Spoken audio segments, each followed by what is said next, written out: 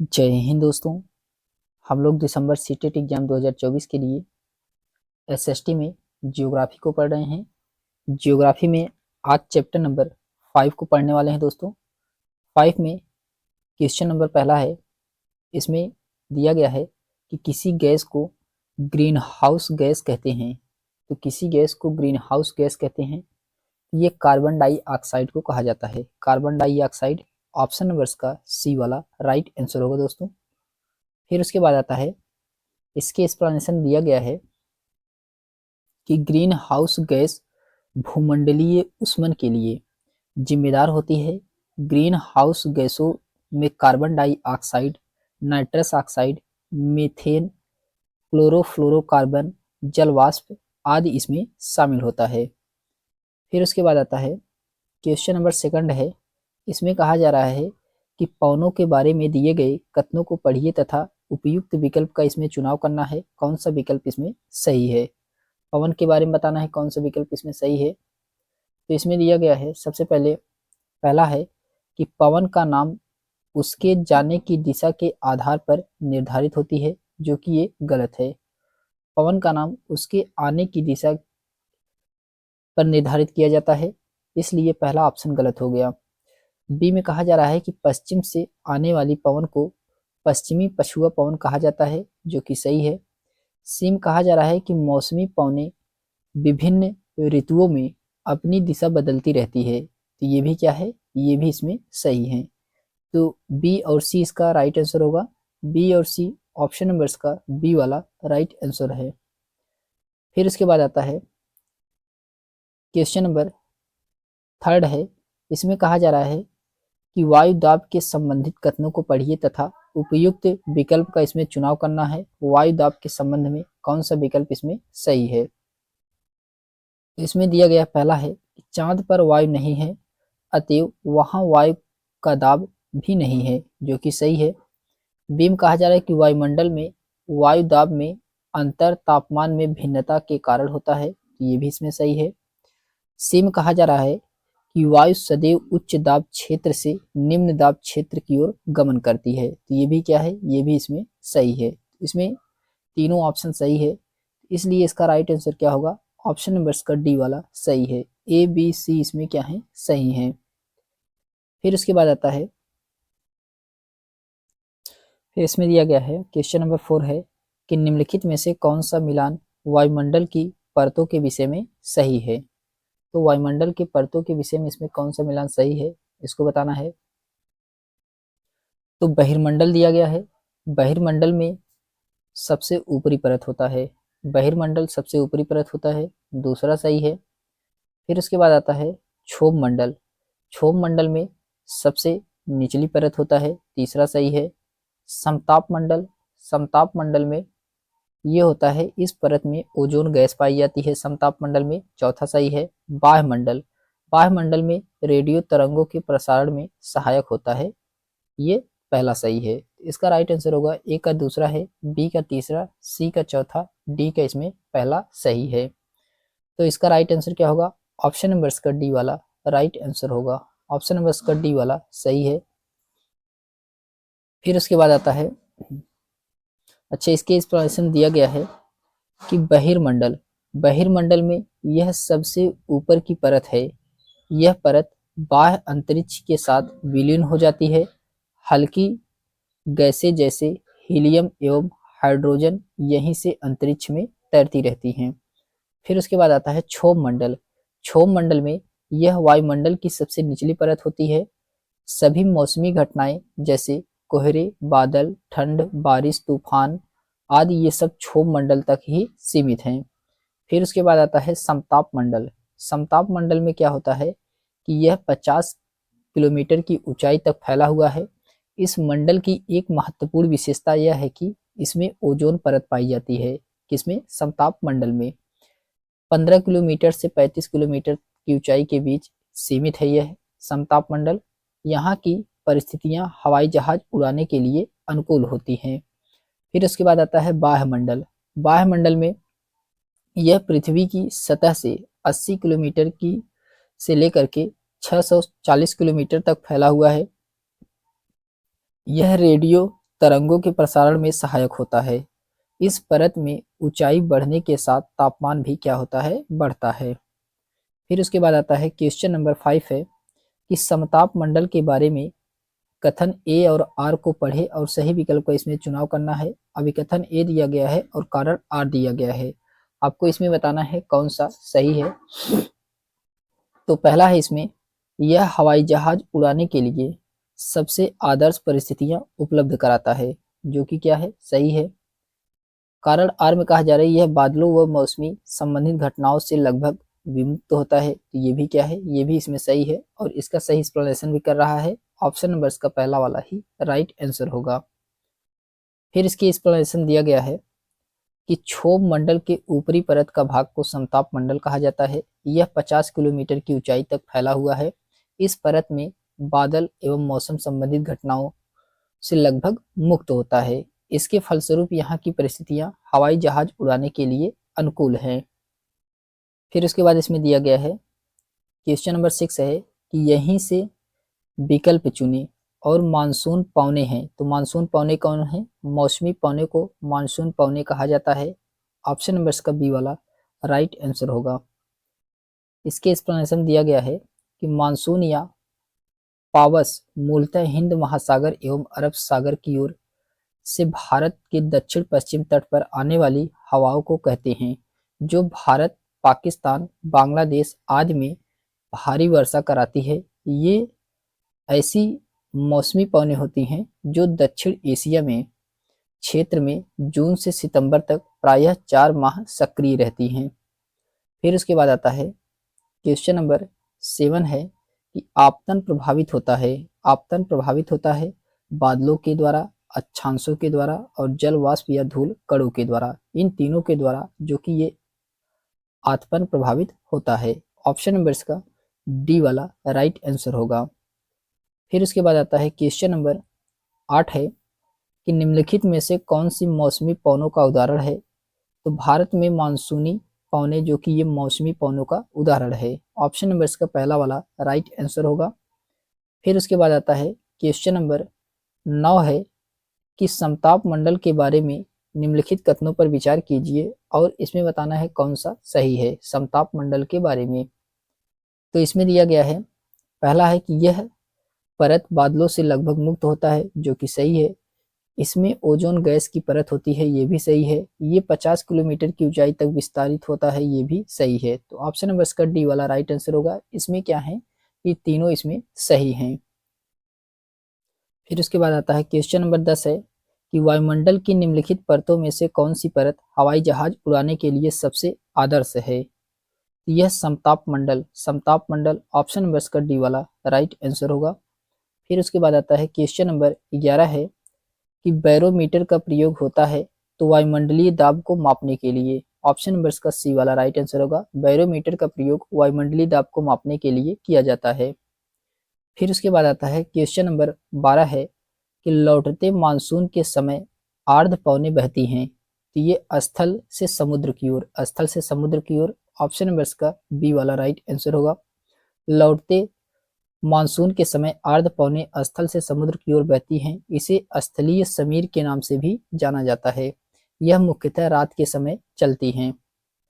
फिर question number 13 है कि पवन क्रियाएं छत्रक सैल बनाती हैं, जो प्रायः किसमें पाई जाती हैं, तो ये रेगिस्तानों में पाई जाती हैं। ऑप्शन नंबर इसका ए वाला राइट आंसर होगा। पवन सक्रियाएं अपर्दन के कारण रेगिस्तान क्षेत्रों में छत्रक सैल का निर्माण करती हैं। यह छाता के आकार का कठोर सैल होता है।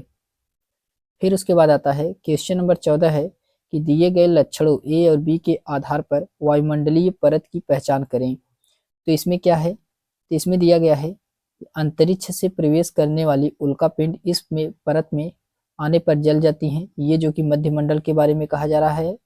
इस परत में बढ़ती ऊंचाई के साथ तापमान घटता है, ये भी मध्यमंडल का उदाहरण है। ऑप्शन नंबर इसका पहला वाला ही राइट आंसर होगा, मध्यमंडल। क्वेश्चन नंबर 15 है कि स्थानीय पवनों के संबंध में कथन ए और कथन बी पर विचार करना है और इसमें बताना है कौन सा सही है। तो इसमें दिया गया है, सबसे पहले ये पवनें वर्ष भर लगातार निश्चित दिशा में चलती रहती हैं, जो कि ये क्या है, सही है, पहला वाला इसका सही है। बीम कहा जा रहा है पश्चिमी एवं पूर्वी पौने इसके उदाहरण है, तो ये भी सही है, इसमें दोनों सही है, ऑप्शन नंबर इसका बी वाला राइट आंसर होगा। फिर उसके बाद आता है क्वेश्चन नंबर 16 है कि अंतरिक्ष से प्रवेश करने वाले उल्का पिंड वायुमंडल के किस परत में आने पर जल जाते हैं, तो ये मध्यमंडल में, मध्यमंडल में, ऑप्शन नंबर इसका डी वाला राइट आंसर होगा दोस्तों।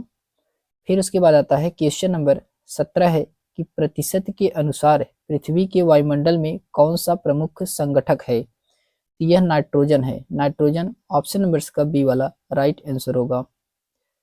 फिर उसके बाद आता है क्वेश्चन नंबर 18 है कि पृथ्वी की सतह से शुरू कर मध्यमंडल की परतों के सही क्रम का चयन कीजिए। इसमें मध्यमंडल की परतों का सही क्रम बताना है, कौन सा इसमें सही क्रम है। तो सबसे पहले क्षोभ मंडल आएगा, फिर उसके बाद समताप मंडल आएगा, फिर उसके बाद मध्यमंडल आएगा, फिर उसके बाद वायुमंडल आएगा और लास्ट में बहिर्मंडल आता है। तो ऑप्शन नंबर इसका ए वाला यही इसका राइट आंसर होगा दोस्तों। फिर उसके बाद आता है क्वेश्चन नंबर 19 है कि वात दीर्घदर्शी का प्रयोग क्या मापने के लिए किया जाता है, तो ये वायु की दिशा, वायु की दिशा, ऑप्शन नंबर इसका सी वाला सही है। फिर उसके बाद आता है क्वेश्चन नंबर 20 है कि वायुमंडल की निम्नलिखित में से कौन सी परत रेडियो तरंगों के संचरण में मदद करती है, ये कौन सी तरंग मदद करती है, ये वायुमंडल, वायुमंडल, ऑप्शन नंबर इसका सी वाला राइट आंसर होगा। फिर उसके बाद इसमें दिया गया है क्वेश्चन नंबर 21 है कि निम्नलिखित का मिलान कीजिए और सही उत्तर का इसमें चयन करना है, कौन सा उत्तर इसमें सही है। वायुमंडल की परतें और विशेषताएं दी गई है, तो आपको इसमें सही मिलान कराना है, कौन सा सही है। तो इसमें सबसे पहले दिया गया है क्षोभ मंडल। क्षोभ मंडल में क्या होता है, तो क्षोभ मंडल में होता है मौसम की लगभग सभी घटनाएं इसी परत में घटित होती है क्षोभ मंडल में, इसका चौथा सही है।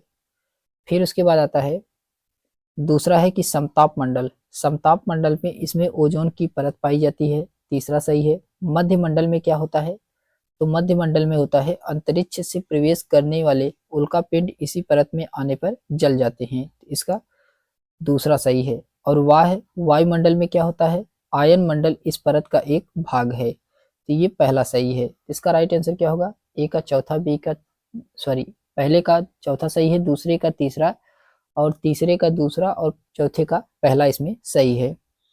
तो इसका राइट आंसर होगा ऑप्शन नंबर का बी वाला, यही इसका राइट आंसर होगा। फिर उसके बाद आता है क्वेश्चन नंबर 22 है कि निम्नलिखित में से कौन अस्थाई पौने नहीं है, तो आपको बताना है इसमें से कौन सा अस्थाई पवन नहीं है। ये मानसूनी पवने, ये जो कि अस्थाई पवन नहीं है, ऑप्शन नंबर इसका सी वाला राइट आंसर होगा।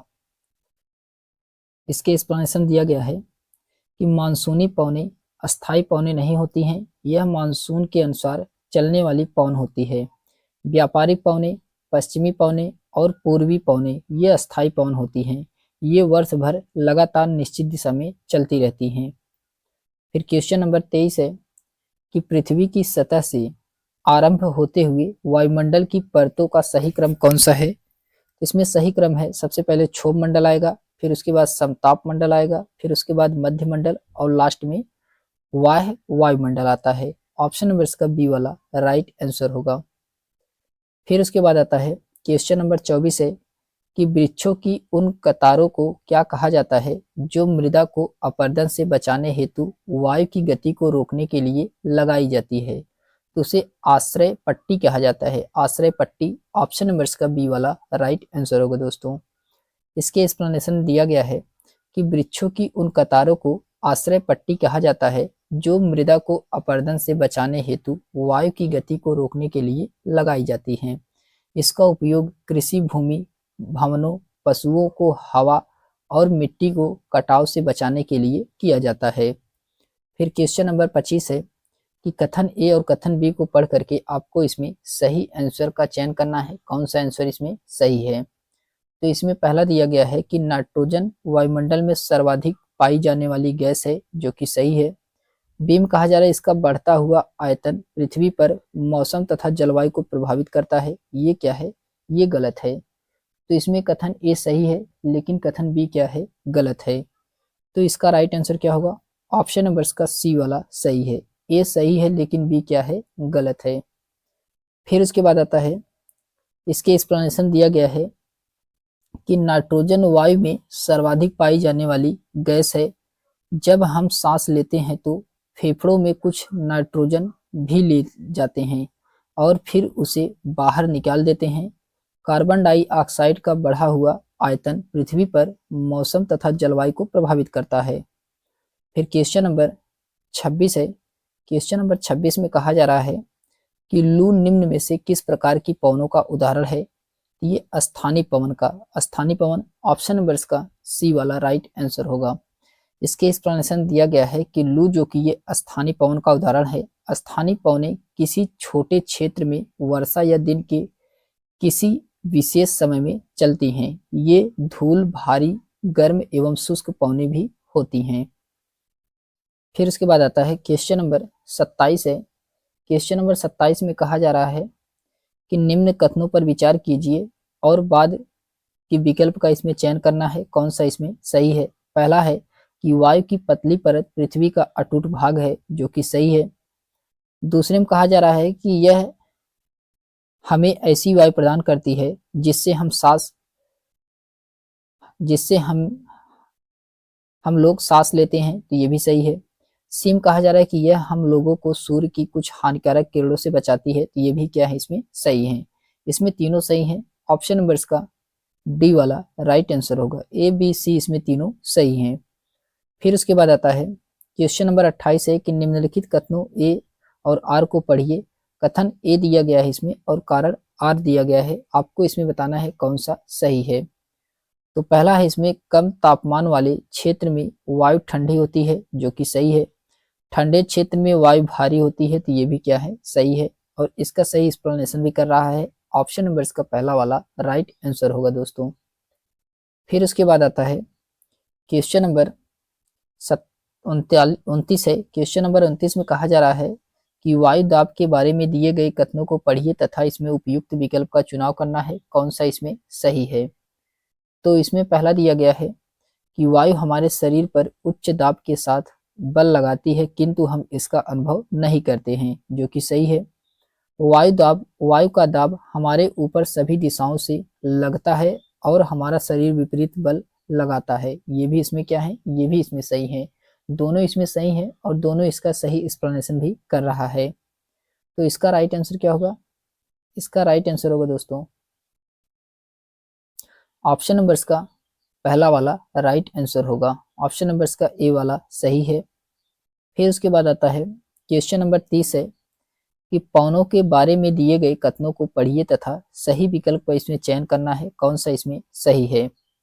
तो पहला इसमें दिया गया है कि मौसमी पवनों का उदाहरण है। तो ऑप्शन नंबर इसका ए वाला राइट आंसर होगा। जो मानसूनी पवनें हैं वह मौसमी पवनों का उदाहरण है। बी में कहा जा रहा है कि मौसमी पवनें वर्ष भर लगातार निश्चित दिशा में चलती रहती हैं, ये क्या है इसमें, ये वाला गलत है। फिर उसके बाद सी में कहा जाए स्थल व समुद्र समीर अस्थायी पवनों के उदाहरण है, तो ये भी क्या है इसमें, ये भी गलत है। ऑप्शन नंबर इसका पहला वाला राइट आंसर होगा, केवल इसमें ए सही है। फिर उसके बाद आता है, इसके एक्सप्लेनेशन दिया गया है कि पवनें 3 प्रकार की होती हैं, प्रचलित पवन, मौसमी पवन और स्थानीय पवन।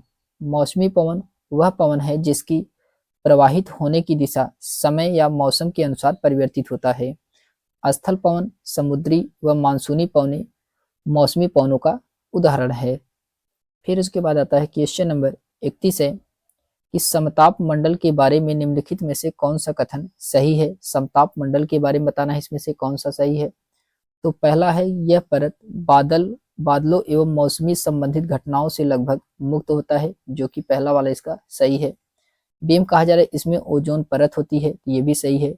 सी में कहा जा रहा है उल्का पिंड इसी परत में जल जाते हैं, जो कि गलत है। तो इसका राइट आंसर होगा ए और बी इसका क्या है, सही है। ऑप्शन नंबर इसका ए वाला राइट आंसर होगा। फिर उसके बाद आता है क्वेश्चन नंबर 32 है कि कॉलम फर्स्ट को दिए गए मौसम मापकों में और कॉलम सेकंड को मौसम संबंधित घटनाओं से इसमें मिलान कराना है, कौन सा इसमें सही है। तो इसमें कॉलम दिया गया है फर्स्ट और कॉलम सेकंड दिया गया है। तो इसमें दिया गया है, कहा जा रहा है कि थर्मामीटर का प्रयोग वायु का तापमान के लिए किया जाता है। फिर वायु दाब मापी का प्रयोग वायु दाब के लिए किया जाता है। वात दीर्घदर्शी ये जो कि पवन की दिशा के लिए किया जाता है। वर्षा मापी वर्षा की मात्रा के लिए किया जाता है। इसका राइट आंसर क्या होगा? राइट आंसर होगा ए का तीसरा सही है, बी का चौथा, सी का पहला और डी का इसमें दूसरा सही है। तो इसका राइट आंसर होगा डी का दूसरा सही है। ऑप्शन नंबर इसका सी वाला राइट आंसर होगा। फिर उसके बाद आता है क्वेश्चन नंबर 33 है कि समताप मंडल की परिस्थितियां हवाई जहाज उड़ाने के लिए आदर्श होती है, यही कारण का चयन कीजिए। ये बादलों एवं मौसमी संबंधित घटनाओं से मुक्त होना, ये इसका राइट आंसर होगा। फिर उसके बाद आता है क्वेश्चन नंबर 34 है कि पवन के निक्षेपण को कहा जाता है, ये लोएस कहा जाता है। लोएस ऑप्शन नंबर इसका ए वाला राइट आंसर होगा, लोएस कहा जाता है। पवन द्वारा उड़ाई गई धूल के निक्षेप से निर्मित जमाव को लोएस कहते हैं। चीन में विशाल लोएस निक्षेप पाए जाते हैं। फिर उसके बाद आता है क्वेश्चन नंबर 35 है कि निम्नलिखित कथनों पर विचार कीजिए तथा वायुमंडल की परत पहचान कीजिए। अभी कथन ए दिया गया है और कथन इसमें बी दिया गया है, तो इसमें बताना है कौन सा सही है। तो इसमें दिया गया है इसमें बढ़ती ऊंचाई के साथ तापमान अत्यधिक तीव्रता से बढ़ता है, जो कि ये वाह है, वायुमंडल के बारे में कहा जा रहा है। और आयन मंडल इसी परत का एक भाग है, ये भी वायुमंडल है। ऑप्शन नंबर इसका डी वाला राइट आंसर होगा। इसके एक्सप्लेनेशन दिया गया है कि वायुमंडल में बहती ऊंचाई के साथ तापमान अत्यधिक तीव्रता से बढ़ता है। इस परत की एक महत्वपूर्ण विशेषता है कि वह आयन मंडल का एक भाग है और यह 80 से 400 किलोमीटर तक फैला है। रेडियो संचार के लिए इस परत का उपयोग होता है। वास्तव में पृथ्वी से प्रसारित रेडियो तरंग इसी परत में पुनः पृथ्वी पर परावर्तित कर देती है। क्वेश्चन नंबर 36 है कि उच्च दाब संबंधित है। उच्च दाब ये स्पष्ट एवं स्वच्छ धूप भरे आकाश से। ऑप्शन नंबर इसका सी वाला राइट आंसर होगा दोस्तों। फिर उसके बाद आता है क्वेश्चन नंबर 37 है कि पवनों के बारे में दिए गए दो कथन ए और बी पर ध्यान दीजिए, इसमें कौन सा कथन सही है। तो इसमें दिया गया है सबसे पहले पवनें उच्च दाब से निम्न दाब की ओर बहती हैं, जो कि पहला वाला इसका क्या है, सही है। बीम कहा जा रहा है कि पवनों की दिशा निर्धारित में पृथ्वी का अपने अक्ष पर घूमना भी एक कारक के रूप में प्रभावित करता है, ये भी क्या है, ये भी इसमें सही है। तो इसमें दोनों सही है, लेकिन इसका एक्सप्लेनेशन नहीं कर रहा है। तो इसका राइट आंसर क्या होगा? ऑप्शन नंबर इसका बी वाला राइट आंसर होगा। ए और बी इसमें दोनों सही है, किंतु सही एक्सप्लेनेशन नहीं कर रहा है। फिर उसके बाद आता है क्वेश्चन नंबर 38 है कि पवनों के संदर्भ में निम्न कथनों पर विचार कीजिए और इसमें सही विकल्प का चयन करना है, कौन सा इसमें सही है। तो इसमें पहला दिया गया है कि भूमध्य रेखीय निम्न दाब पेटी को डोल्ड्रम भी कहा जाता है, जो कि सही है। हर्ष अक्षांश उच्च दाब क्षेत्र है, तो ये भी सही है। इसमें दोनों सही हैं। ऑप्शन नंबर का सी वाला राइट आंसर होगा। इसमें क्या है, दोनों सही हैं। फिर उसके बाद आता है क्वेश्चन नंबर 39 है कि निम्नलिखित कथनों को पढ़िए तथा इसमें सही विकल्प का चुनाव करना है, कौन सा विकल्प इसमें सही है। कथन ए दिया गया है और कथन बी दिया गया है। कथन ए में कहा जा रहा है कि वायुमंडल में मौसम संबंधित घटनाएं होती हैं, जो कि ये क्या है, ये गलत है, पहला वाला गलत है। बी में कहा जा रहा है कि पृथ्वी से प्रसारित रेडियो तरंगे इसी परत द्वारा पुनः पृथ्वी पर परावर्तित कर दी जाती है, तो ये भी क्या है, ये भी इसमें गलत है। इसमें दोनों ऑप्शन गलत हैं। ऑप्शन नंबर इसका बी वाला यही इसका राइट आंसर होगा। फिर उसके बाद आता है क्वेश्चन नंबर 40 है इसमें कहा जा रहा है कि निम्नलिखित गैसों में से कौन सी वायुमंडल का एक बड़ा भाग बनाती हैं। यह है दोस्तों ऑक्सीजन और नाइट्रोजन। ऑक्सीजन और नाइट्रोजन इसका राइट आंसर होगा। इसके एक्सप्लेनेशन दिया गया है कि ऑक्सीजन और नाइट्रोजन गैस वायुमंडल का एक बड़ा भाग बनाती है। वायुमंडल में ऑक्सीजन की मात्रा 21% और नाइट्रोजन की मात्रा 78% है, जो कि वायुमंडल में सबसे अधिक मात्रा में पाया जाता है।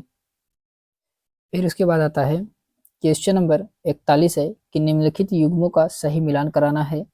ओजोन परत दिया गया है। ओजोन परत, ये जो कि क्या है ओजोन परत? ओजोन परत ये समताप मंडल, समताप मंडल ओजोन परत। फिर उसके बाद प्रेषण, रेडियो प्रेषण, ये जो कि वायुमंडल, चौथा सही है। मौसम संबंधित घटनाएं, ये किस में होता है? तो ये क्षोभ मंडल में होता है। और पतली वायु, ये बहिर्मंडल में। तो इसका राइट आंसर क्या होगा? ए का इसमें तीसरा सही है, बी का चौथा, सी का पहला है और डी का इसमें दूसरा सही है। तो इसका राइट आंसर होगा ऑप्शन नंबर का डी वाला राइट आंसर होगा। फिर उसके बाद आता है क्वेश्चन नंबर 42 है कि दिए गए कथन ए बी सी को पढ़ें और सही विकल्प का इसमें चयन करना है। कौन सा इसमें सही है? तो इसमें कहा जा रहा है पहला है कि वायुमंडल हमें सांस लेने के लिए वायु प्रदान करता है, जो कि सही है। बी में कहा जा रहा है कि वायुमंडल सूर्य की किरणों के हानिकारक प्रभाव से हमारी रक्षा करता है, ये भी सही है। सी में कहा जा रहा है वायुमंडल 4 परतों में विभाजित है लेकिन पृथ्वी की सतह से आरंभ होती है, ये क्या है? ये गलत है। इसमें इसमें ए और बी सही है जबकि सी क्या है? गलत है। ऑप्शन नंबर का ए वाला राइट आंसर हो, केवल ए और बी इसमें क्या है? सही है। फिर उसके बाद आता है क्वेश्चन नंबर 43 है कि निम्नलिखित कथनों पर विचार करें, कौन सा कथन इसमें पवन का वर्णन करता है। तो पवन का इसमें कौन सा कथन वर्णन करता है? तो इसमें दिया गया है कि निम्न दाब क्षेत्र से उच्च दाब क्षेत्र की ओर गमन करती है, जो कि गलत है। महीन धूल और धुआं से पवन निर्मित होती है, तो ये भी क्या है? ये भी इसमें गलत है। सिम कहा जा रहा है कि उच्च दाब क्षेत्र से निम्न दाब क्षेत्र की ओर गमन करती है वायु, ये इसमें सही है। ऑप्शन नंबर का सी वाला राइट आंसर होगा। इसके एक्सप्लेनेशन दिया गया है कि पवन सदैव उच्च दाब क्षेत्र से निम्न वायु दाब क्षेत्र की ओर गति करती है। क्षैतिज रूप में गतिशील हवा को पवन कहते हैं। फिर उसके बाद आता है क्वेश्चन नंबर 44 है कि दी गई ए और बी विशेषताओं के आधार पर वायुमंडल की परत की पहचान कीजिए। इसमें पहला क्या दिया गया है कि इसमें ओजोन गैस की परत होती है, ये जो कि समताप मंडल में। यह बादल एवं मौसम संबंधित घटनाओं से लगभग मुक्त होती है, ये भी समताप मंडल में। ऑप्शन नंबर इसका बी वाला यही इसका राइट आंसर होगा। फिर उसके बाद आता है क्वेश्चन नंबर 45 है कि निम्नलिखित कथनों ए और बी पर विचार कीजिए तथा सही विकल्प को इसमें चुनाव करना है। कौन सा विकल्प इसमें सही है? तो इसमें दिया गया है पहला है कि समान समुद्र तल पर वायुदाब वायु ताप के अनुसार बदलता है, जो कि ये क्या है? ये सही है। बी में कहा जा रहा है कि उच्च ताप वाले क्षेत्र निम्न क्षेत्रों का निर्माण करते हैं, तो ये भी इसमें सही है। दोनों सही है। ऑप्शन नंबर का ए वाला राइट आंसर होगा। फिर उसके बाद आता है क्वेश्चन नंबर 46 है कि निम्न कथनों पर विचार कीजिए तथा विकल्प सही विकल्प का इसमें चुनाव करना है। कौन सा विकल्प इसमें सही है? पहले में कहा जा रहा है कि पृथ्वी द्वारा प्राप्त सौर विकिरण से पृथ्वी की सतह गर्म हो जाती है, जो कि सही है। बी में कहा जा रहा है पृथ्वी स्वयं गर्म होने के बाद एक विकिरण पिंड बन जाती है, ये भी सही है। सी में कहा जा रहा है कि नाइट्रोजन पृथ्वी द्वारा विकिरित ऊष्मा को रोक लेती है तथा पृथ्वी के तापमान के बारे में बनाए रखने के लिए सहायता करती है, ये क्या है? ये गलत है। इसमें ए और बी सही है, सी इसमें क्या है? गलत है। तो ऑप्शन नंबर इसका ए वाला राइट आंसर होगा। केवल इसमें ए और बी क्या है? सही है। फिर उसके बाद आता है क्वेश्चन नंबर 47 है कि जब कपड़े सूखने में काफी टाइम लगते हैं तो हमारे शरीर का पसीना आसानी से नहीं सूखता है। निम्न में से किसकी सहायता से बेहतर समझाया जा सकता है? ये आर्द्रता की सहायता से बेहतर समझाया जाता है। इसके एक्सप्लेनेशन दिया गया है कि जब कपड़े सूखने में काफ़ी समय लेता है और हमारे शरीर का पसीना आसानी से नहीं सूखता है। आर्द्रता की पहचान से इससे बेहतर समझाया जा सकता है, क्योंकि आर्द्रता पृथ्वी से वाष्पीकरण के रूप में द्वारा वायुमंडल में पहुंच जाती है और वायुमंडल में भी विद्यमान अदृश्य जलवाष्प की मात्रा आर्द्रता कहलाती है। फिर उसके बाद आता है क्वेश्चन नंबर 48 है कि निम्नलिखित कथनों पर विचार कीजिए और इसमें सही विकल्प का इसमें चयन करना है। कौन सा विकल्प इसमें सही है क्वेश्चन नंबर 48 में? तो पहला इसमें कहा जा रहा है कि यदि वायुमंडल में वायु व वायुदाब उपस्थित न हो तो मनुष्य जीवित नहीं रह सकता है, जो कि सही है।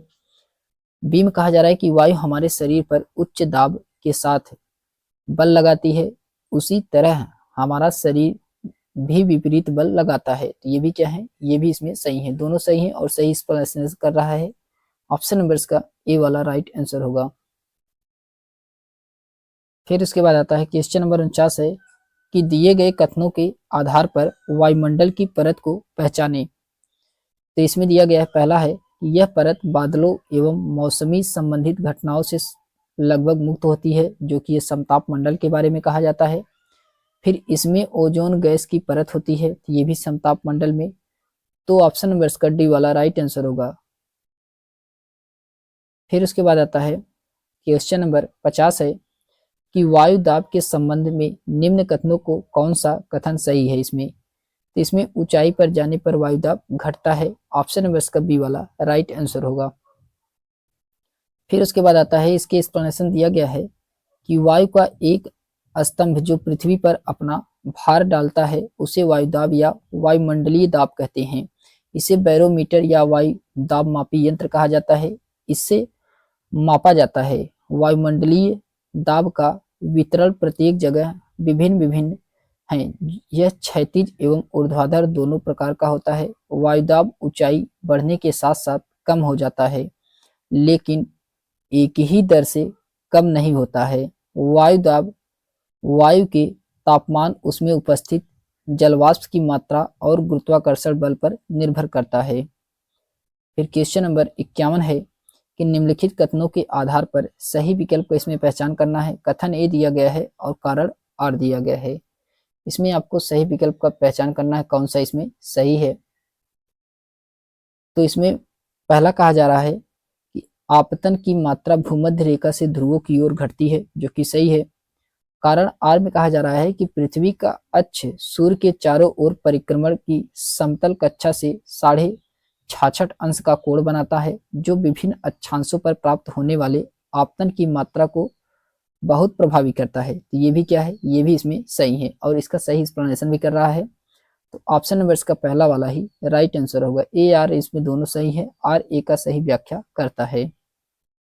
फिर उसके बाद आता है क्वेश्चन नंबर 52 है कि स्थल समीर, समुद्रीय समीर और लू कौन सी पवने हैं? तो ये स्थानीय पवने हैं। ऑप्शन नंबर इसका सी वाला राइट आंसर होगा, स्थानीय पवन।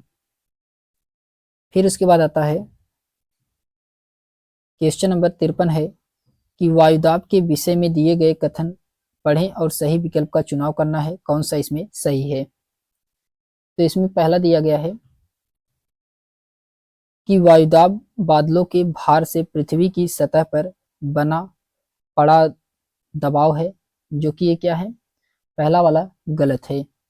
बी में कहा जा रहा है कि निम्न दाब आसमान में बादल उपस्थित और मौसम संबंधित होती है, जो कि ये सही है। ए इसमें गलत है, बी इसमें क्या है, सही है। ऑप्शन नंबर इसका बी वाला राइट आंसर होगा। ए सत्य है और बी असत्य, ए असत्य है, बी और सत्य है।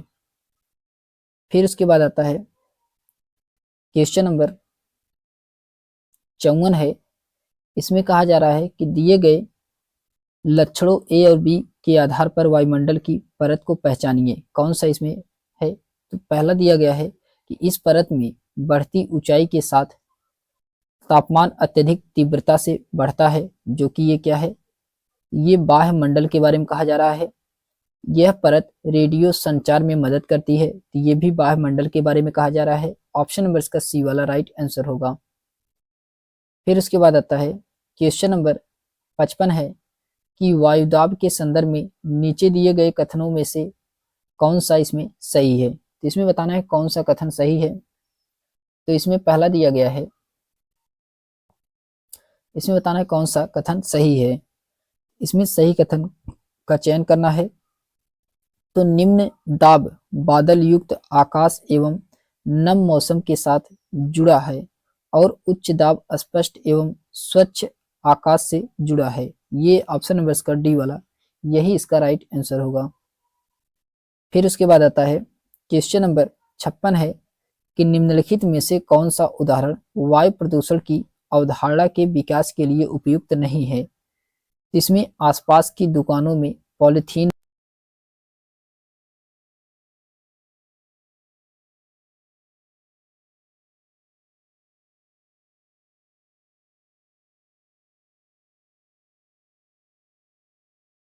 फिर इसके बाद आता है दोस्तों चैप्टर नंबर 6 है जल। जल से हम लोग देखते हैं क्वेश्चन। इसमें पहला क्वेश्चन दिया गया है कि भारत के ठंडे रेगिस्तान से होकर कौन सी नदी बहती है। ये सिंधु नदी बहती है। सिंधु नदी ये जो कि भारत के ठंडे रेगिस्तान से होकर के बहती है। इसके एक्सप्लेनेशन दिया गया है कि भारत के ठंडे रेगिस्तान जिसके हम लोग लद्दाख के नाम से भी जानते हैं, यहाँ से सिंधु नदी बहती है। फिर उसके बाद आता है क्वेश्चन नंबर 2 है कि निम्नलिखित में से कौन से वर्षण के प्रकार हैं। तो वर्षण के प्रकार इसमें कौन से हैं। बाढ़ ये जो कि गलत है, हिम ये सही है, ओला ये भी सही है, सही वृष्टि ये भी सही है। इसमें बी सी डी सही है। ऑप्शन नंबर का डी वाला राइट आंसर होगा। फिर उसके बाद आता है क्वेश्चन नंबर 3 है कि लिब्राडोर धारा एक है, तो यह शीत जल धारा है। शीत जल धारा है लिब्राडोर की। ऑप्शन नंबर इसका पहला वाला राइट आंसर होगा। लिब्राडोर की धारा आंध्र महासागर में बहने वाली शीत यानी कि ठंडी जल धारा है। फिर उसके बाद आता है क्वेश्चन नंबर 4 है कि उच्च ज्वार के बारे में दिए गए निम्न कथन को पढ़िए तथा पहचान कीजिए कौन सा इसमें सही है। तो इसमें पहला दिया गया है कि उच्च ज्वार नौसंचालन में सहायक होती है, जो कि सही है। बी में कहा जा रहा है कि उच्च ज्वार मछली पकड़ने में सहायक होती है, तो ये भी क्या है, ये भी इसमें सही है। दोनों इसमें सही है। ऑप्शन नंबर इसका ए वाला राइट आंसर होगा। ए और बी इसमें दोनों क्या हैं, सही हैं।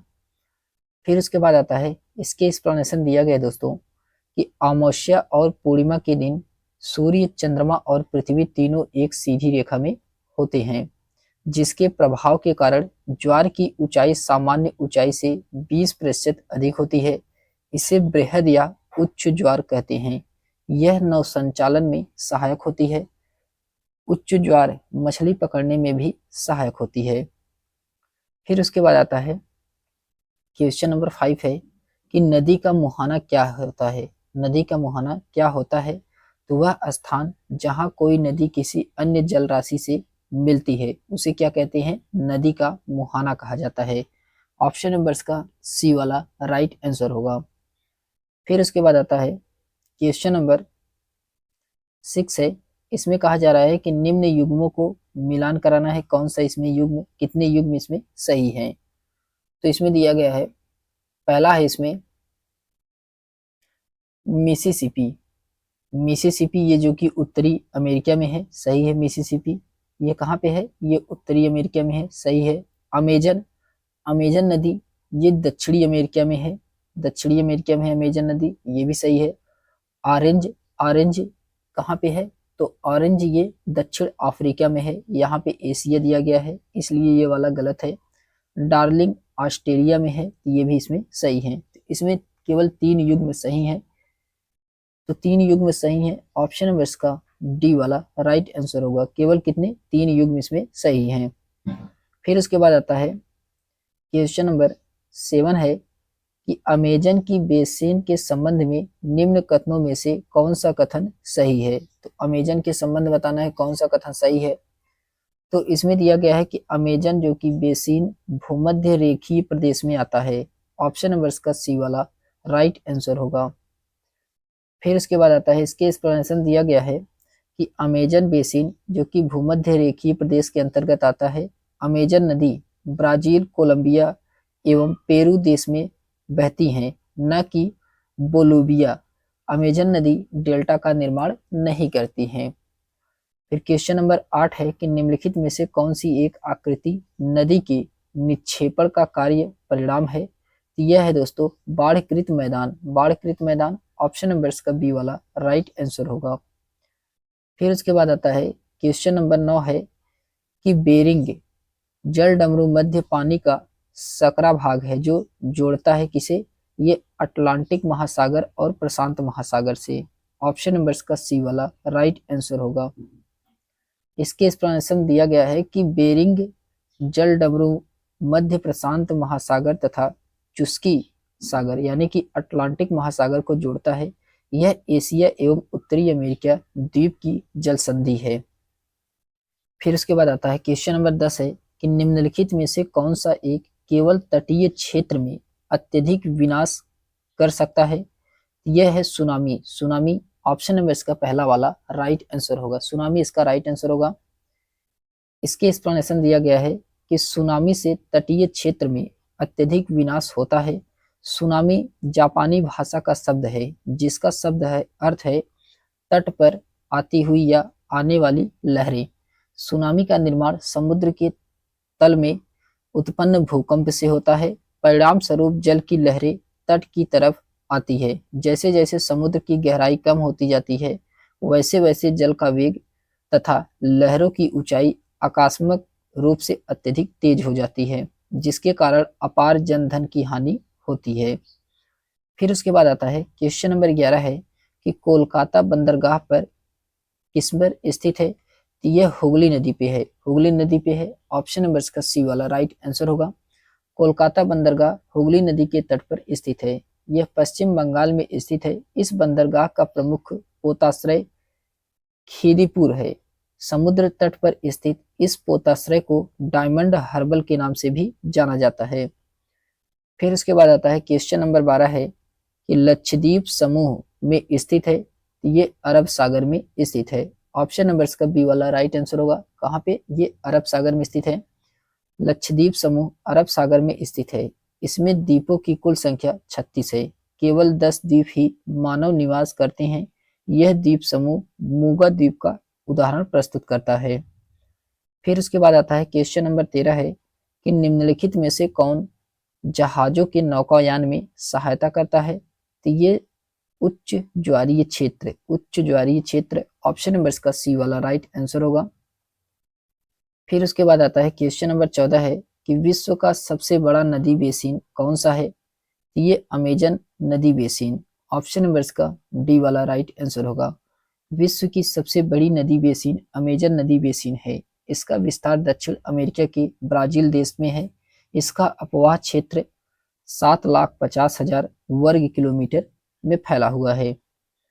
फिर उसके बाद आता है क्वेश्चन नंबर 15 है कि अटलांटिक महासागर में अनेक पोताश्रय एवं पत्तन क्यों हैं।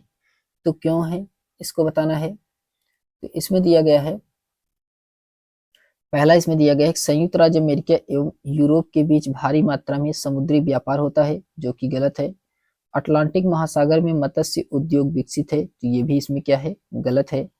फिर उसके बाद आता है अटलांटिक महासागर के तटीय रेखा अधिक तंदुरित है, ये सही है। ऑप्शन नंबर इसका सी वाला यही इसका राइट आंसर होगा। इसके एक्सप्लेनेशन दिया गया है कि अटलांटिक महासागर की तटीय रेखा अत्यधिक तंदुरित यानी कि कटी फटी है। यह तंदुरित तट रेखा प्राकृतिक पोताश्रय एवं पत्तनों के लिए आदर्श स्थिति है। इस अटलांटिक महासागर में अनेक पोताश्रय एवं पत्तन है। फिर उसके बाद आता है क्वेश्चन नंबर 16 है कि अटलांटिक महासागर के विषय में निम्नलिखित कथनों को पढ़ें। तो इसमें आपको बताना है कौन सा कथन सत्य है। तो पहला है यह अंग्रेजी के एस अक्षर के आकार का है, जो कि सही है। बी वाले में है इस तट रेखा सरल रेखीय व निर्बंधन है, जो कि ये गलत है। सी में कहा जा रहा है कि व्यापारिक दृष्टि से यह सबसे व्यस्त महासागर है, तो ये भी क्या है, सही है। तो इसमें ए और सी सही है। ऑप्शन नंबर का ए वाला राइट आंसर होगा। फिर उसके बाद आता है, इसके एक्सप्लेनेशन दिया गया है कि अटलांटिक महासागर दूसरा सबसे बड़ा महासागर है। इसका क्षेत्रफल संपूर्ण पृथ्वी का लगभग 1/6 भाग है। इसका आकार अंग्रेजी के एस अक्षर के सादृश्य है। यह व्यापारिक दृष्टि से सबसे व्यस्त महासागर है। फिर उसके बाद आता है, क्वेश्चन नंबर 17 है कि उत्तरी अमेरिका का पूर्वी तट व जापान के आसपास समुद्र मत्स्य प्रचुर है, क्यों है? क्योंकि गर्म व ठंडी धाराओं का मिलन है। ऑप्शन नंबर इसका बी वाला राइट आंसर होगा। फिर उसके बाद आता है, क्वेश्चन नंबर 18 है कि निम्नलिखित में से कौन सा उच्च ज्वार के कारण होने वाली लाभ नहीं है? तो इसमें पर्यटकों को लाने के द्वारा यह स्थानीय अर्थव्यवस्था में सहायक होती है। यही इसका राइट आंसर होगा। ऑप्शन नंबर इसका बी वाला सही है। फिर उसके बाद आता है, क्वेश्चन नंबर 19 है कि डॉल्फिन के बारे में ए और बी सी पर विचार कीजिए और सही विकल्प का इसमें चयन करना है। डॉल्फिन के बारे में तो इसमें दिया गया पहला है कि गंगा और ब्रह्मपुत्र नदी के अलवण जल में डॉल्फिन पाई जाती है, जो कि सही है। डॉल्फिन अभ्यारण्य बिहार राज्य में अवस्थित है, ये भी सही है। डॉल्फिन की उपस्थिति से जल की शुद्धता का पता चलता है, तो ये भी इसमें सही है। इसमें तीनों सही है, इसलिए ऑप्शन नंबर का सी वाला राइट आंसर होगा। ए बी सी इसमें तीनों सही हैं। डॉल्फिन जो कि गंगा ब्रह्मपुत्र सिंधु मेघना नदी अपवाह तंत्र जिसमें भारत नेपाल बांग्लादेश शामिल हैं, यहाँ पाई जाती हैं। बिहार के भागलपुर जिले में विक्रमशिला गंगेटिक डॉल्फिन अभ्यारण्य स्थित है। फिर उसके बाद आता है, यह स्तनधारी जंतु डॉल्फिन यानी कि गंगा नदी की शुद्धता को भी प्रकट करता है, क्योंकि यह केवल शुद्ध और मीठे पानी में ही जीवित रह सकता है। फिर उसके बाद आता है, क्वेश्चन नंबर 20 है। क्वेश्चन नंबर 20 में कहा जा रहा है कि निम्नलिखित में से कौन सी नदी सुंदरबन डेल्टा का निर्माण करती है? ये गंगा एवं ब्रह्मपुत्र नदी। ऑप्शन नंबर इसका सी वाला राइट आंसर होगा। गंगा एवं ब्रह्मपुत्र नदी सुंदरबन डेल्टा का निर्माण करती है। यह बड़ी तादाद में सुंदर पेड़ मिलते हैं, जिसके कारण इसका नाम सुंदरबन डेल्टा पड़ा है। गंगा एवं ब्रह्मपुत्र नदी बंगाल की खाड़ी में गिरने से पूर्व एक विशाल डेल्टा का निर्माण करती है।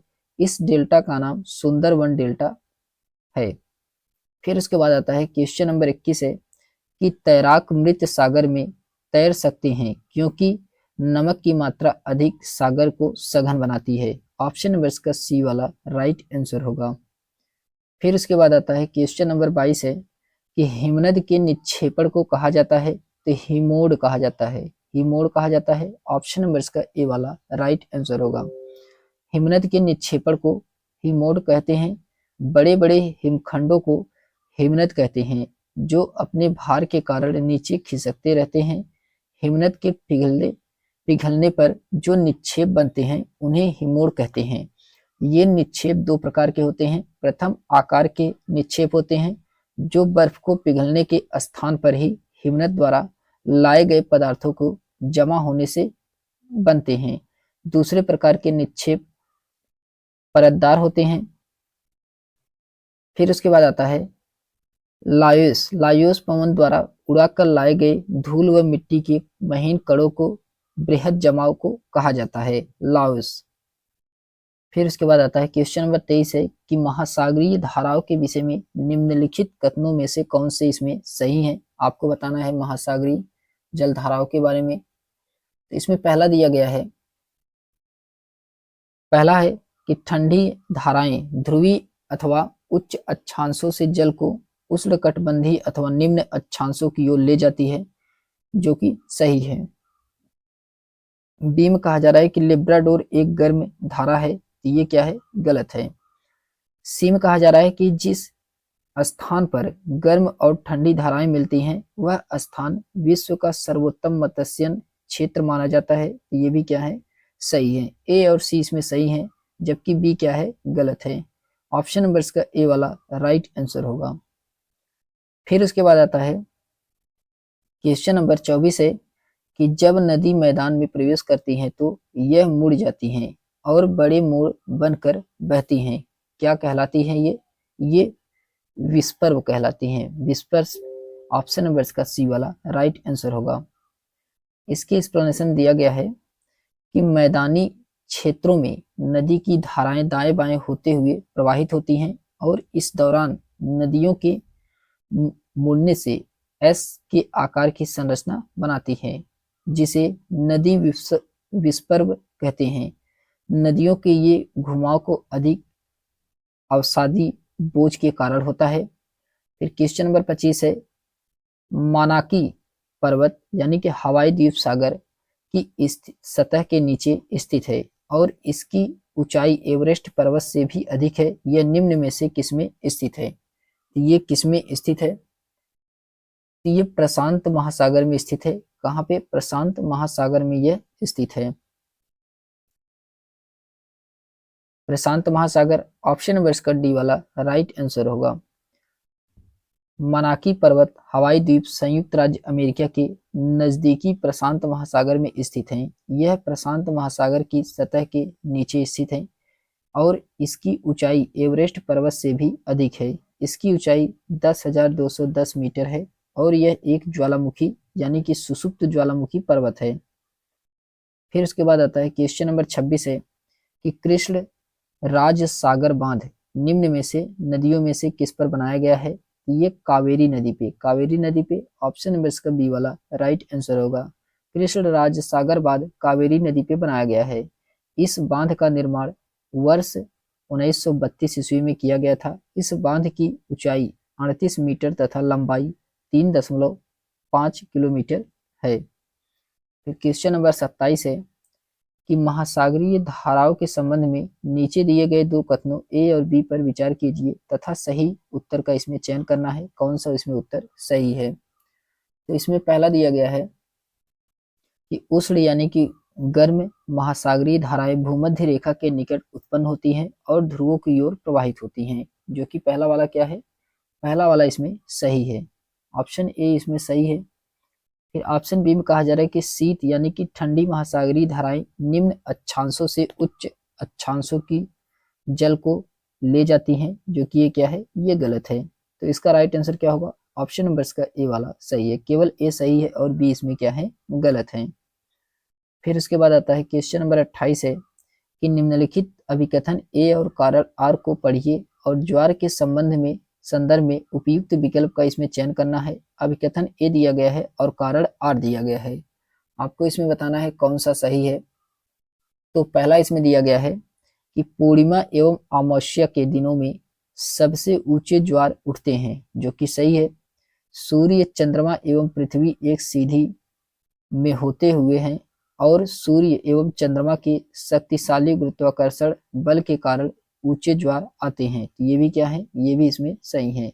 अभिकथन भी सही है और कारण भी सही है और इसका एक्सप्लेनेशन भी कर रहा है सही। तो ऑप्शन नंबर इसका ए वाला राइट आंसर होगा। ए और आर इसमें दोनों सही है। ए की आर सही व्याख्या करता है।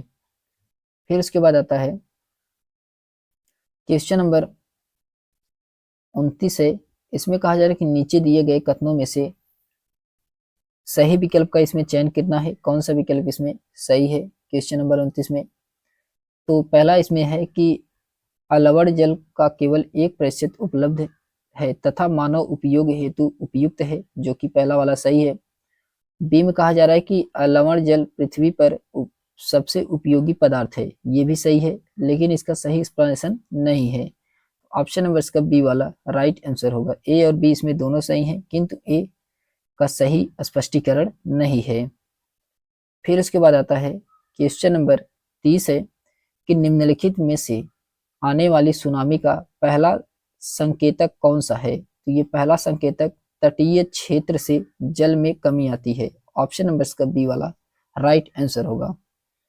फिर उसके बाद आता है क्वेश्चन नंबर 31 है कि महासागरीय जल का लयबद्ध रूप से दिन में 2 बार उठना एवं गिरना कहलाता है। क्या कहलाता है? तो ये ज्वार भाटा कहलाता है। ऑप्शन नंबर इसका बी वाला राइट आंसर होगा। दिन में 2 बार लयबद्ध रूप से महासागरीय जल का उठना एवं गिरना ज्वार भाटा कहलाता है। फिर क्वेश्चन नंबर 32 है कि इसमें निम्नलिखित युग्मों पर मिलान कराना है और आपको बताना है कितने युग्म इसमें सही हैं। क्वेश्चन नंबर 32 में तो इसमें बताना है कितने युग में सही है। तो दिया गया इसमें तटबद्ध, तटबद्ध जो कि समुद्री तरंग है, तटबद्ध तटबद्ध समुद्री तरंग, पहला इसमें पवन दिया गया है जो कि गलत है। स्टेफ, स्टेफ क्या है, स्टेफ में क्या होता है, तो समुद्री तरंग, समुद्री तरंग होता है इसमें जो कि सही है। छत्रक शैल, छत्रक शैल में पवन होता है, ये भी क्या है इसमें, ये भी इसमें गलत है। और हिमोड, हिमोड क्या होता है, तो हिमनद होता है, तो ये भी इसमें क्या है, सही है। तो इसमें बी और डी इसमें सही है, जबकि इसमें ए और सी क्या है, इसमें गलत है। तो बी और डी ऑप्शन नंबर का सी वाले में दिया गया है। फिर उसके बाद आता है क्वेश्चन नंबर 33 है कि संघनन के संदर्भ में निम्न कथनों को पढ़िए। तो पहला है कि जलवाष्प संघनित होकर ठंडा होकर जल की बूंद बनाते हैं, जो कि सही है। जब जल की ये बूंदें इतनी भारी हो जाती हैं कि वायु में तैर न सकें, तब ये वर्षण के रूप में नीचे आ जाती हैं, तो ये भी क्या है इसमें, ये भी सही है। सिम कहा जा रहा है आकाश में उड़ते हुए जेट हवाई जहाज अपने पीछे पदचिन्ह छोड़ते हैं क्योंकि इंजनों से निकली नमी संघनित हो जाती है, तो ये भी क्या है, ये भी इसमें सही है। ए बी सी इसमें तीनों सही है, तो इसका राइट आंसर क्या होगा, ऑप्शन नंबर इसका डी वाला सही है। ए बी सी इसमें क्या है, तीनों सही है। फिर उसके बाद आता है क्वेश्चन नंबर 34 है कि प्रबाल भित्तियों के बारे में नीचे दिए गए कथनों पर विचार करें और सही विकल्प का इसमें चयन करना है, कौन सा विकल्प इसमें सही है। तो इसमें दिया गया है, पहला है कि प्रबाल के बड़े समुद्री जीवों के कंकाल हैं, जो कि पहला क्या है, गलत है। बीम कहा जा रहा है प्रबाल भित्तियां समुद्र तट को कटाव से रोकने में महत्वपूर्ण भूमिका निभाती हैं, तो ये सही है।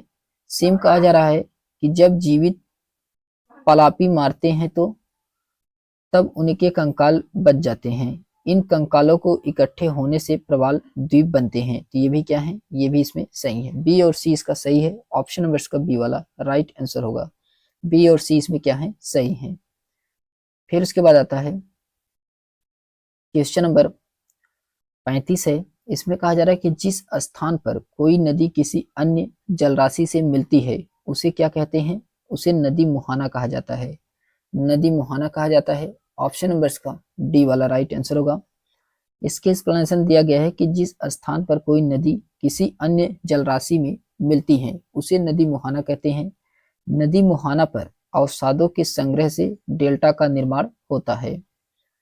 फिर क्वेश्चन नंबर 36 है कि निम्नलिखित कथन ए एवं आर को आधार पर सही विकल्प का इसमें चयन करना है। कथन ए दिया गया है और कारण आर दिया गया है। तो इसमें पहला कहा जा रहा है कि महासागर का जल लवणी का खारा होता है, जो कि सही है। महासागर के जल में बड़ी मात्रा में घुले हुए लवण होते हैं, तो ये भी क्या है, ये भी इसमें सही है। दोनों इसमें सही है और इसका एक्सप्लेनेशन भी कर रहा है। ऑप्शन नंबर इसका ए वाला राइट आंसर होगा। फिर उसके बाद आता है क्वेश्चन नंबर 37 है, क्वेश्चन नंबर 37 है कि महासागरीय प्रॉपर्टी के मुख्य खनिज कौन से हैं। तो मुख्य खनिज इसमें मैग्नीशियम है और सिलिका है, मैग्नीशियम और सिलिका, जबकि एल्युमिनियम और निकेल ये दोनों नहीं है। तो ऑप्शन नंबर इसका सी वाला राइट आंसर होगा। ए और सी इसमें क्या है, सही है। फिर उसके बाद आता है क्वेश्चन नंबर 38 है, इसमें कहा जा रहा है कि गल्फ स्ट्रीम का उदाहरण है, गल्फ स्ट्रीम का उदाहरण है, तो ये क्या है, ये गर्म महासागरीय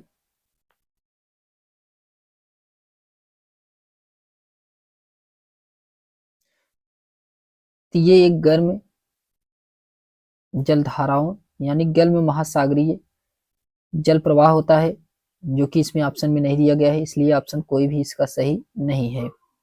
इसके एक्सप्लेनेशन दिया गया है कि गल्फ स्ट्रीम एक गर्म महासागरीय जल प्रवाह का उदाहरण है। गल्फ स्ट्रीम उत्तरी अटलांटिक महासागर में एक प्रमुख गर्म जल की धारा है। ये धारा मैक्सिको की खाड़ी में 20 डिग्री उत्तरी अक्षांश के आसपास उत्पन्न होकर फ्लोरिडा के अंत तक फैली हुई है। समुद्री जल के सतत पूर्वानुमानित निश्चित दिशा में गति करने को महासागरीय जलधारा कहते हैं। विशाल समुद्र के जलराशि का गंतव्य अवस्था में जो कि विभिन्न शक्तियों के कारण प्रभावित होता है। वे समुद्र में बहने वाली नदी की तरह है। फिर उसके बाद आता है क्वेश्चन नंबर 39 है कि गल्फ स्ट्रीम और गर्म महासागरीय जलधारा की क्योंकि ये क्या होती हैं? ये होता है दोस्तों ध्रुवों से मध्य रेखा की ओर चलती हैं, जो कि गलत है। अंतः भौम यानी कि भूमि के नीचे से गर्म होती हैं, तो ये भी क्या है इसमें गलत है। फिर इसमें दिया गया गर्म पानी के झरने द्वारा गर्म होती हैं, तो ये भी क्या इसमें गलत है। भूमध्य रेखा के निकट उत्पन्न होती हैं, ये इसमें सही है। ऑप्शन नंबर इसका डी वाला राइट आंसर होगा। फिर उसके बाद आता है क्वेश्चन नंबर 40 है कि तटीय क्षेत्रों में समुद्र गुफाएं बनाती हैं। समुद्री गुफाओं के निर्माण के लिए उपयुक्त कारक का चयन कीजिए। तो इसमें तरंग द्वारा अपर्दन एवं निक्षेपण होता है। ऑप्शन नंबर इसका पहला वाला राइट आंसर होगा। फिर उसके बाद आता है इसके एक्सप्लेनेशन दिया गया है कि तटीय क्षेत्रों में समुद्री गुफाएं बनाती हैं, इसका कारण तरंगों द्वारा अपर्दन एवं निक्षेपण है। अमुद्री तरंगे कोमल चट्टानों का अपर्दन शीघ्र ही कर देती हैं, जबकि कठोर अवरोधी चट्टानों पर अपर्दन क्रिया कम होती है। जिन तटों पर चट्टानों में संघियां यानी कि भ्रंश तथा कोमल चट्टानों के संस्तर उपस्थित होते हैं, वहां तरंगों द्वारा विभेदी अपर्दन के कारण समुद्री गुफाओं का निर्माण होता है। फिर उसके बाद आता है क्वेश्चन नंबर 41 है कि इसमें बताना है कि पृथ्वी पर उपलब्ध जल के बारे में निम्न में से कौन सा कथन इसमें सही है। तो पहला इसमें दिया गया है कि पहला है कि पृथ्वी में उपस्थित जल राशि का केवल 3% ही अलवण जल है, जो कि पहला वाला सही है। बी में कहा जा रहा है पृथ्वी पर उपलब्ध पूरी जल राशि का 90% जल महासागरों में पाया जाता है, जो कि ये क्या है गलत है। सी में कहा जा रहा है वायुमंडल से पृथ्वी पर स्वच्छ जल बनाता है, जो कि ये भी क्या है गलत है। हिम नदियां नदी झरने तालाब स्वच्छ पीने योग्य जल के स्रोत हैं, ये भी क्या है सही है। तो इसमें ए और डी इसमें सही है। तो ए और डी ऑप्शन नंबर इसका डी वाले में राइट आंसर होगा। ऑप्शन नंबर इसका डी वाला राइट आंसर है।